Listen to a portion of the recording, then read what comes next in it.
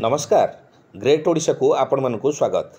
सारा राज्य रे सार कलाबजारी और सरकार कृषक मारण नीति विरुद्ध रे चाषी आंदोलन चलुथिबा बेले आठगड़ रे चाषी माने राजरास्ता को ओल्लैथिबा देखिबाकु मिलिछि।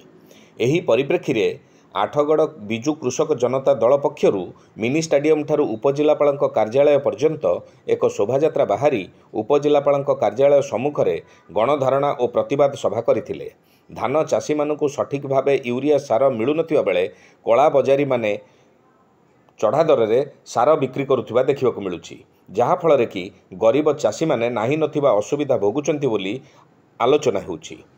चाषी मानकु यूरिया सार जोगाई देबा पई दाबी करी राज्यपाल उद्देश्य रे आठगड़ उपजिलापाल जरिया रे एक दाबीपत्र चाषी माने प्रदान करिसेंती।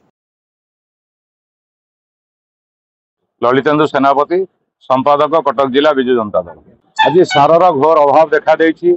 आमे आठगड़ रे जेते बेले हमर मान्यवर विधायक रणेंद्र प्रताप सिंह कृषि मंत्री थिले, ओडिशार मुख्यमंत्री नवीन पट्टनायक थिले, से समय आमे 22-23 मसिया रे जेतिकी सार आठगड़ ब्लॉक को टिगिरिया ब्लॉक को देइथिलु। ए सरकार बदलिला पर 24 मसिया रे 25 मसिया रे आज सार सेतिकी चाषी मानकु देई नांती। कृषक माने आज चाष करने को असुविधा भितर पड़ती। आउ 1.5 मास 2 मास पर धान कटा जीव। बर्तमान यूरियार आवश्यकता अच्छी किंतु आज सार मिलूना। सार आज कला बजार होची। सार आज बजार मिलूना। आज चाषी हताश। का विरुद्ध रे आज आमे हमर प्रिय विधायक रणेंद्र प्रताप साईं नेतृत्व में बिजु कृषक जनता दल तरफ आज एठारे प्रतिवाद सभा करूथलु, गणधारणा करूथलु।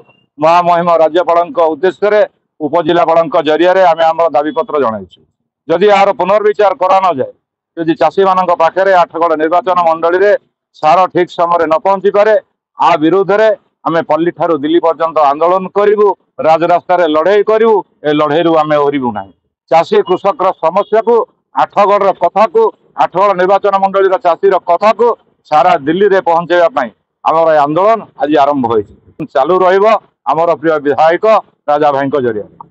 खबर एतिकी। नमस्कार।